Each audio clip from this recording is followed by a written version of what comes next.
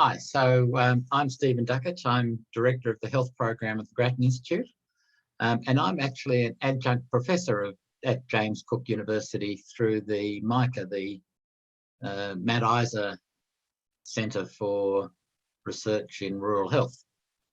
So I'm going to talk to you about, and I'm a health economist, and I'll talk to you about some of the work we're doing at Grattan and some of its relationship to policy issues in the healthcare system. And so I've subtitled this talk, Key Policy Issues that Health Economists Might Get More Involved in. So this is a slide from a paper I wrote back in 2014, which were about health policy issues for any Australian government that might get elected in 2014. And I divided it into keeping the Medicare promise and beyond services and managing the system as the rows, and what might be done in the first couple of years and what might be done in the next couple of years. Now, these are written from an economist point of view. So if you look at the top left-hand cell, the first term agenda of keeping the Medicare promise, here we're talking about things like addressing out-of-pocket costs, for example, very common issue. And this third dot point there is cutting waste. This is about technical efficiency, and to some extent also about allocative efficiency. And if you look at it, you can see that there are a number of issues there that economists have a lot to offer. Unfortunately, many of the policy issues that you might want to work on are areas with a very weak evidence base. And so that's why one of the issues that has to be done is developing the evidence. So if you look at issues like addressing social determinants. What works in addressing social determinants? Are there local things that can be done? What are the things that might help us address social determinants of health, for example? Now, as I said, I wrote this in 2014. The citation in the MJA is down the bottom there. And now, when I was doing this preparation, I looked at what I'd said in previous presentations. And I thought, should I have updated any of this? You know, to what extent are these things the same in 2021 as they were back in 2014? And in fact, I decided I wasn't going to update any of it, which is a bit sad, really, isn't it? Anyway, this is a very famous diagram, well, I think it's famous anyway, I like it, about what is health economics. And it's all about the various ways in which economists or health economists can think about the health system and what they would work on if they were, where their work might be. And it really is a good overview of the scope of health economics. Now, you'll see up in the top left-hand corner, cost effectiveness, cost utility, cost benefit analysis. Very, very common area for health economists to work on. It's actually not one of the ones we work on, Grattan.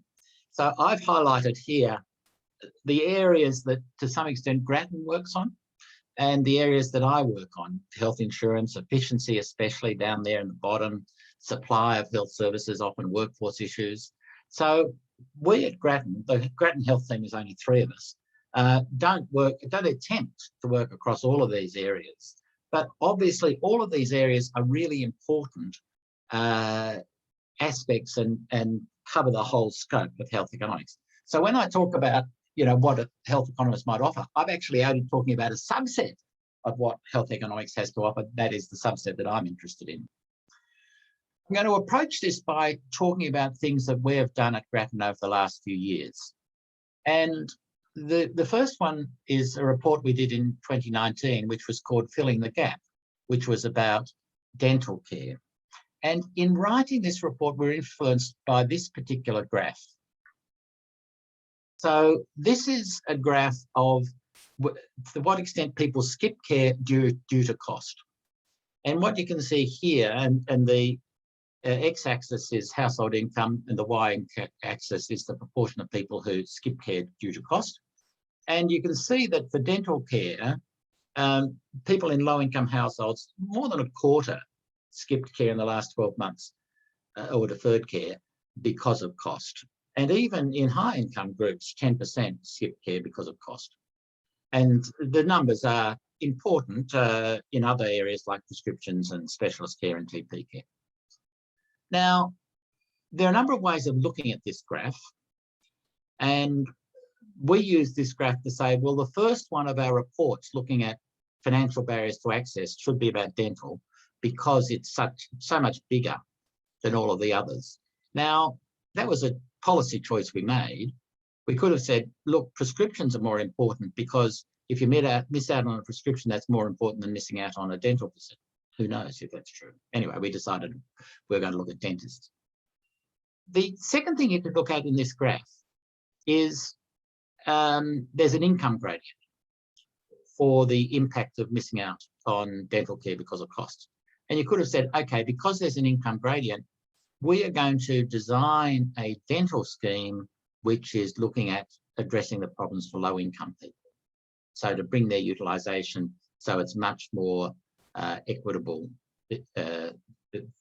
such as the GP distribution, for example. We didn't take that view. For various reasons, we recommended a universal scheme. Anyway, we looked at, in 2019, we did 2 other reports looking at private hospitals, private healthcare, and private hospitals and private health insurance. And we'd also done another report earlier, another background paper earlier on health insurance. Now, what is to be said about these? These 3 reports are all part of a stream of work on out-of-pockets payments. And we obviously come back to the same issue all the time. And we're working on another report on out-of-hospital, out-of-pockets in this year. We offer bite-sized reports, 30 pages, 50 pages, people can read them. And notice that all of the reports here have a person on the front cover about saying everything we do at Grattan is about people. Now, earlier this year, we offered the final one of the private health insurance reports called Stopping the Death Spiral, and you can see an orange person just in the middle there. But again, this is another private health insurance report coming back to the same issue all the time to try and influence policy. Now, I want to show you some of the way we think at Grattan. So one of the issues with private health insurance is the deteriorating risk pool. That is, young people are dropping out of health insurance for a whole host of reasons, and older people are staying in. So what's the best way to convey that issue? Now, here is a graph. So this graph, if you just look at the heavy dark line, age 65 plus, this is a graph of the proportion of people in each age group that have private health insurance cover, and you can see it's going up. You see the title of the graph, young people are rapidly dropping out of PHI, older people are staying in. So you can see at a glance exactly what we want you to see. And you can see that the younger age groups are dropping out. Now, this is the way you typically see a graph of this sort of kind. However, we were not happy with that graph. And so using exactly the same information, that is exactly the same information, we redid the graph like this. It is much, much starker. You can see this is now the cumulative change in the number of people with private hospital cover, 65 plus going up straight through the roof, and the others either stable or going down. These 2 graphs have exactly the same information, but this one is presented very, very differently. So what we do at Grattan is to try and use information, this is about health insurance coverage, and present it in a way that makes the policy point very, very clear. So what did we do in 2020? Well, like everybody, we turned our mind to COVID, and we did 2 COVID reports. We're finalising another COVID report as we speak. Now, how did we do that? Well, amongst other things, we developed a simulation model of the Australian economy, which enabled us, the Australian population, which enabled us to test various policy options. So our economics work was actually this simulation model, which is about where do people shop, where do they live, how do they move around, and what are the interactions and so on. So this enabled us to develop policy options about opening up after lockdowns and so on. And this is just another example. You'll see that because there are simulation models, we have ranges. And so we were able to talk about, if you have bad luck, what might happen? If you have good luck, what might happen? And talk about the possibilities, because these things are all involve uncertainty. We produced a number of other reports. Down in the bottom left-hand corner, we looked at climate change and health, a very significant issue. And then we did 3 reports on aged care. And amongst other things, we analysed the costs of different systems of aged care. We looked at, what would happen. We proposed a massive increase in the number of home care places and what the costs would be and so on. So it's all about quite a different way of thinking about the aged care system, and it's quite much more expensive. So, at Grattan, we prefer not to actually recommend big spending, but in this case, we did. So I will stop there. So that gives you a flavour of some of the things we've worked on and why we're working on them. So a stream of work on out-of-hospital costs, for example, and the aged care, by the way, was in that sort of field, but it was also in the field of looking at access issues. And also we looked at, part of our job is using the data and not just doing an analysis, but using the data to present it in a way which makes things very, very clear and is policy relevant. So I'll stop here, and Ming and Chris are going to ask me some questions about what we do and how health economics is used. And I thought that would be a good way of using our time. Thank you very much, Professor Duckett. This is a really great example, especially sometimes you look at evidence, how evidence is analyzed differently and how it's presented to make sense to decision makers, very important. So just get back to your report of aged care, proposing the aged care model. It costs more, but provide better care and services. So what do you think that if you are the decision maker and the government, what would they consider whether they would adopt the new model? Yeah, now it costs them more dollars. So we did 3 reports on aged care. The first report was, I think, called Rethinking Aged Care, and it was a philosophy report. So we had to think through what was our position on aged care and why were we taking that position. And so you could take a pure economics position, but in this case, we took a moral philosophy position, and we said, basically, we're going to start with a rights-based approach. What should be the rights of an older Australian? And what's interesting, if you look across the various systems, and when we started looking at this area, we were thinking of looking at disability, mental health and aged care, and looking at the different components of the system in each of those. And we did a comparison of the underlying philosophies. And in the end, we decided not to look at disability and mental health. But what was interesting is the underlying philosophy of the disability system is that people with disability have certain rights. And this is implemented or affected by that they have a right to an individual assessment and their individual needs and their aspirations for being independent are funded. That's not the case in aged care. It's a ration-based system. So our first report was talking about a rights-based approach. And interestingly, it was more or less picked up word for word in the council assisting's submissions to the Royal Commission on Aged Care. So that was our first report. And then our second report was, if you believe this philosophy, what does it actually mean? So at the moment, for example, we've got a ration system of home care. That is, the government allocates a number of home care packages into the system, and that's capped. And so regardless of what your need is, you may not get a aged care package, even if you're independently assessed as needing one. And currently there are about 100,000 people on the waiting list for home care packages, or the right home care package. So we said, if in a rights-based system, your access to home care should not be capped. You should have as much home care as you need as independently assessed. And so we said, okay, what? And so that's what we recommend. So then you say, well, how on earth would you cost that? Does that mean it's going to be unlimited? And so we had to go through, because we're economists, we went along and costed things. And so what assumptions would you make about demand? Well, as it turned out, the waiting list for home care packages has been pretty stable over the last few years. And so we're able to say, well, that's probably pretty stable, although it is increasing slightly every year because of the ageing of the population and things like that. So we're able to make projections about home care package need growth. And then we said, well, if you had uncapped home care packages, what would that do to demand for residential care?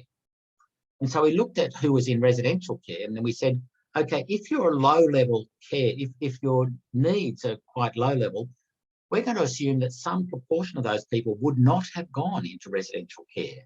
They would have actually stayed in home care if there was an uncapped home care arrangement.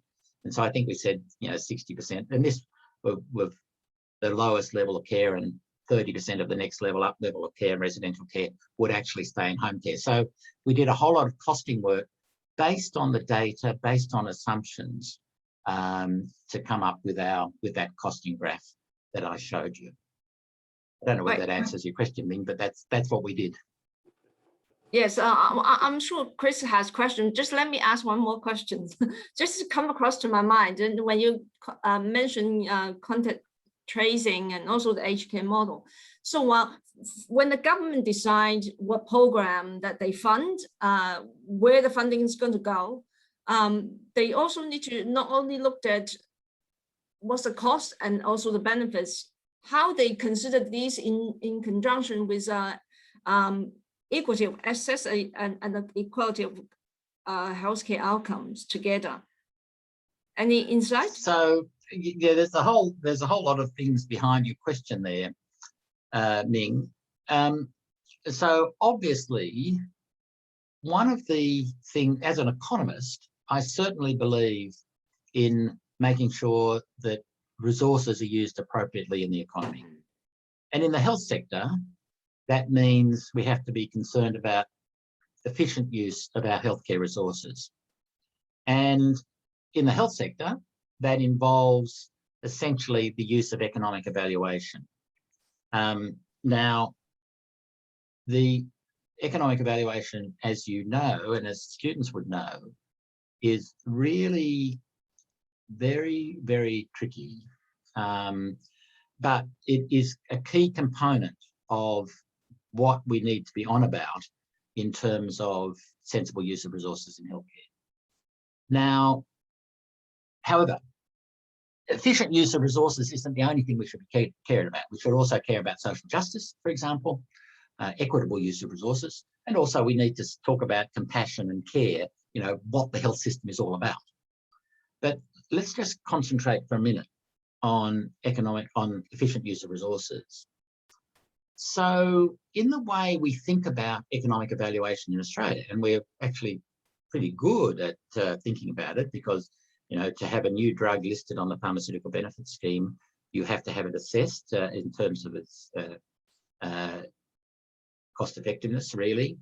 And secondly, if the new item is to be added to the Medicare benefits, you have to have it assessed in terms of its cost effectiveness as well. But our economic evaluation arrangements are really were implemented in the 1990s, in the early 1990s, and they haven't been updated for new thinking in economic evaluation. And so, for example, there is no requirement in our economic evaluation rules in Australia to think about the distributional consequences of a new drug. And so what we know is the way these things work is there's a range, typically there's a range of potential approval space, that if its cost effectiveness is lower than X, you're not going to list it. If it's higher than Y, you definitely will list it. And somewhere in between, there's there's this range of potential approval. So it's not, you know, a single threshold sort of approach. But why aren't we taking distributional issues into account? So if you've got a drug which principally benefits wealthier people, why is that treated exactly the same as a drug which dramatically improves the outcomes for poorer people, for example?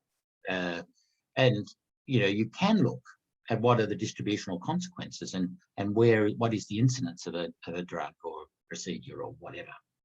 And so we haven't actually updated, you know, distributional cost effectiveness is now well developed, and there are a number of ways of doing this, a number of techniques and approaches, for example, to incorporate social justice into the responsible economic use of resources at the same time. We've also got some naive approaches to some of the fundamental failings of economic evaluation, like, you know, how does it deal with end-of-life issues? How does it deal with ageing issues? How does it deal with small numbers, the rule of rescue issues? And we haven't actually got systematic approaches to dealing with those issues. So yes, I don't know how I got onto this, but basically the question is, we do need to economists have a great contribution to make in ensuring rational use of resources, but we shouldn't forget our ethical position and our broader issues that economic evaluation, typically we have the Kaldor-Hicks criterion, I think it's called, that you assume that we are looking at economic evaluation and that issues of equity and justice are going to be dealt with separately. Well, they never are. You know, if you look at publications on economic evaluation, they never talk about the equity issues. So I think as economists, as health economists, we need to be advancing the science and actually articulating the view that economic evaluation has to take place in a social justice context, as well as a efficient use of resources context. Well, that's a really strong message, Professor Duckett. I think that as decision makers, it does need to consider various different type of evidence and varying different hats in order to make the right decision, but probably there's no right or wrong. But anyway, Chris, I'm sure that you've got some question for Professor Duckett to answer. Yeah, absolutely. Thank you very much for your contribution so far. This is being put in the introductory week, so I think it's going to be very beneficial to everyone viewing it. So far, we've sort of looked at what the economists do, which is obviously really important for the people who want to be economists. But most of our cohort are clinicians. So one question I know I always get asked is, on a day-to-day level for clinicians, why is health economics important to them? And how can they contribute to it? So I think, if you recall, I started with a slide about what health economists do and the vast range of things that they get involved in. So if I phrase it this way, we are all committed to improving the health system. That is part of our job as clinicians or as health economists or as bureaucrats, is that we want the health system to be better tomorrow than it is today. Phrased another way, economics is about doing better versus doing good or whatever. We are interested in how can we improve the health system. So part of what a clinician might do is say, my day-to-day job is involved in treating patients, but because I'm employed in a hospital, for example, or in a health service, or even as a private practitioner, I have an ability to contribute to the decision-making processes of my organisation. And so is my obligation to advocate for my subspecialty without regard for anything else? Or do I have an obligation to think about the greater good in my advocacy? And I would argue that it is an ethical obligation of health professionals to think about the system as a whole in their overall advocacy. That is, if I advocate for X, my group of patients, and that means that that other group of patients misses out, economists call this the concept of opportunity cost, is that going to be better overall for the patients of this health system or worse overall for the patients of this health system? So are you going to make the job of the board or the senior leaders of the organisation harder or easier by saying, look, I understand that overall what we're trying to do is maximise or optimise X. And so I'm willing to understand that if you invest in my area a bit more, that means you're not investing in that area over there. And so overall, we'll have less of a benefit. So that then comes to, what are we trying to achieve in the health system? Are we trying to achieve better patient care or better health patient outcomes? If we're trying to achieve better patient outcomes, who is going to determine what those patient outcomes are? Is it me as a clinician who says, I think better health patient outcomes equals improved case fatality rate or whatever? Or is it patient-reported outcomes, so-called PROMs, patient-reported outcome measures, which are about trying to actually elicit from patients what they think we're on about? And so are we trying to say what is in the overall interest of consumers stroke patients in terms of what they are trying to get out of the health system? So health economics can contribute in giving us some insight. So many, many years ago, I was chair of the board of what is now called Alfred Health, which is a major health group in Melbourne, that runs the Alfred Hospital and some things. And because it was a teaching hospital, we had bright ideas coming forward all the time for things that we should do at the Alfred. And so what I introduced was a system that says, look, if you're going to go off to a conference overseas and hear about this randomised control trial which says this is the new way of treating X, when you come back to the Alfred, you're going to need someone to sign off that you're going to introduce this new technique. And one of the people who's going to sign off is the finance officer. And one of the things we're going to try and do is actually, what is the evidence about the cost effectiveness of what you're proposing to do? So not only is it clinically effective, because the Alfred couldn't do everything. We had a more or less a fixed budget. And so we had to set priorities, just as the state government has to set priorities, just as the Commonwealth government has to set priorities. And so we started to talk about cost effectiveness analysis within the Alfred, for example. And so not every clinician is a health economist, nor should they be. But we wanted to make sure could we get information about how much something would cost and what we would get for it. And was it, given the hospital had limited resources, what's the best way of getting value for money out of the limited resources we have? I think that's a very good answer.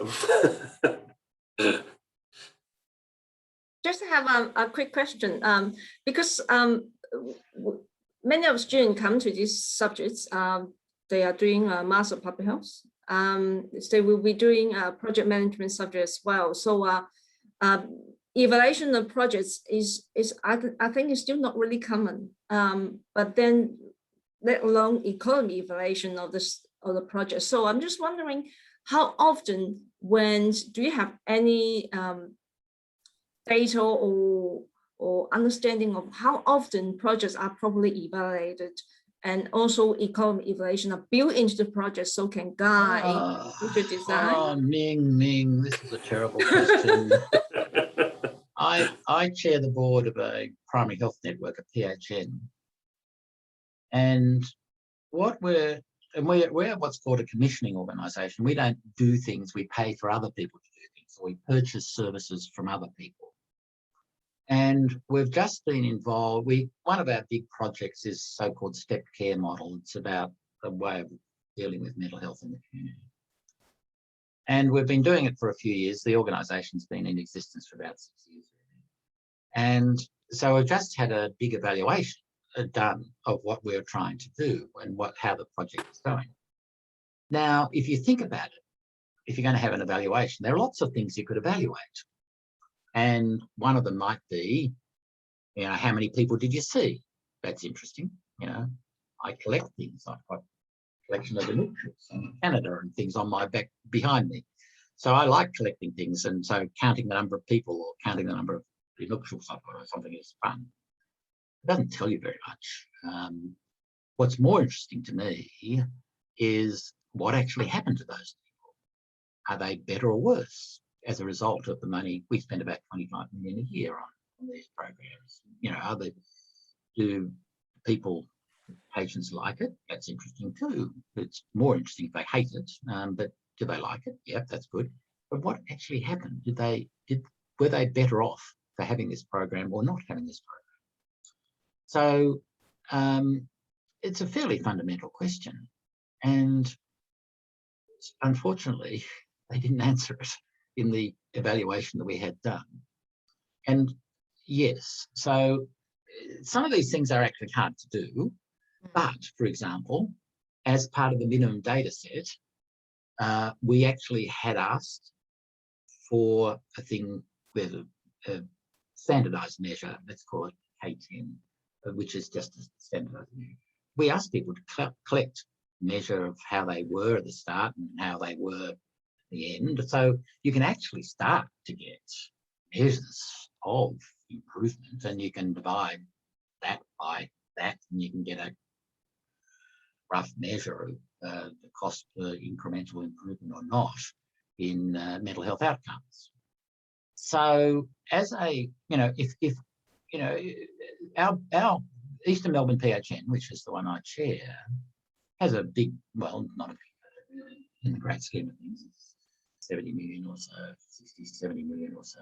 But we have to, and it's taxpayers' money, and we should be actually talking about, we should be able to demonstrate value for taxpayers' money in what we're doing. And so I am very committed to ensuring that we evaluate everything we do. And not only that we evaluate, but we evaluate in a way which is relevant to the issue of, are we getting value for taxpayers' money? And I think there should be way more of that in the health sector than there is. Now, sometimes it's going to be back of the envelope, because you don't want to spend 25 million on the service and 25 million on the evaluation. But you really should be trying to, right from the start, put in place the mechanisms that make it possible for you as you go along, or every couple of years, to actually step back and say, are we on the right tram, folks? You know, are we doing the right thing? And I don't think we do enough of that. And part of my job as the chair is to actually set in the board to set some principles. And we've got now a set of commissioning principles. And one of them is about value for money, and that's what we're looking for and so on. And value for money doesn't mean the cheapest. Value for money means value for money. And it's one of the things, hopefully your students will learn, that economics isn't about the cheapest, it's about best. Thank you. Chris, do you still have any questions? Yeah, I have one more. I think this will be interesting. If you could you please perhaps comment on how we value health as health economists, and then how we integrate that into an evidence base to inform decisions? So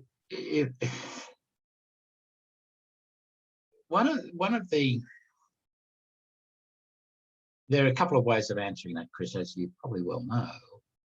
But let's say you're interested in economic evaluation. Then you have to say, what is our measure of outcome? What are we actually trying to achieve? And very often we try and convert that into a single number. Most common single number is the so-called quality adjusted life years, which basically says we're trying to increase longevity, and not only just raw years of life, but quality adjusted. That is, if you've got more things wrong with you, that's less value than an additional year of life with less things wrong with you, which is pretty obvious in many ways. But of course, longevity isn't the only thing people aspire to. And even quality adjusted longevity. And, you know, we might have, it's a very individualistic measure, and we might also be interested in measures of how the community is going as well, and what are we doing about community issues, and how do we incorporate those? What are our measures of value in that sort of environment? So we've got to think about the health system does a number of things. It does things about improving longevity, life expectancy. It does things about creating solidarity, about creating community, about building networks, social networks, building social capital. It does things about preventing disease. It does things about creating more employment or creating a better workforce and so on. So there are multiple things that it done in the health system that to some extent you cannot convert into a single measure of value, even when you're talking about patients, individual care. Just to give you one example, is it possible, question mark, to use the same measure to compare, for example, the outcomes of hip replacements, and is a hip replacement cost effective, with the outcome of palliative care? Because the objectives of palliative care are not necessarily longevity anymore. They're a whole set of different objectives relative to the objectives of hip replacements, which are about making you have on average, better quality adjusted life years for more time, you know, less pain as you're walking around. So, you know, a lot of quite interesting questions here about that very question you asked, and I'm not going to answer it or even attempt to answer it. Can I ask you just one more question? I know that I'm taking up a lot of your time already, but I really can't let you go without asking this. You have been published a lot of articles and the pieces about the COVID-19 outbreak. So during the outbreak, the government has introduced a lot of interventions. One of which is lockdown the city. So those interventions preventing the crash down of the healthcare system and protecting those vulnerable population and controlling the spread of the virus, but at the same time impacted the economy greatly. So what's your views about how the government balance the protection of the healthcare system, protection of the health of people, at the same time also protecting the economy? And Zhanming, many commentators took the view that those were alternatives, that you couldn't do both. That is, if you lock down the economy, lock down the city, pretty obviously there are fewer people walking around and there's an impact on the economy. And I look out my window and you can actually see it. However, what we know, and there's been any number of studies, one by an Australian group just published this week, I think, in the BMJ, which says that they don't go in opposite directions. That is, the best public health decisions are also the best decisions for the economy. That, you know, yes, lockdowns are hard. Lockdowns create, there's greater mental illness during lockdowns, greater domestic violence during lockdowns. But the benefit to the health system and to health generally of fewer deaths is a good thing. And so, and there are a number of studies which looked at the impact, you know, mortality rate versus the shift, the change in gross domestic product. And by and large, the countries which had fewer deaths had better outcomes in terms of reduced gross domestic product. That is, the economic outcomes and the health outcomes were in exactly the same direction. Now, if you think about it, if a whole lot of people die, you're going to have less people to consume products. And in fact, people are going to get scared and not buy. So it's pretty obvious when you think about it that they probably do work in the same direction. That's not to say that a whole lot of people didn't actually make stupid comments about, oh, look, the lockdowns are actually they're not good for the economy. Well, they are good for the economy and they are good for the public health. Great, thank you very much for providing the your views, and also today come and providing a presentation, gave lots of example answering our questions. What you provided, the insight and your knowledge will be really beneficial to our students. So and Chris, do you have any final comments to Stephen? Oh no, just to say thank you very much for coming along today. We both really appreciate it, and I'm sure the students will too. Pleasure. Good luck to Okay. the students. Thank you. So hopefully next year we can invite you to provide the lecture in person to our students. Townsville's a nice place. Okay. Thank See you you very later. much. Have a good day. Bye. Bye.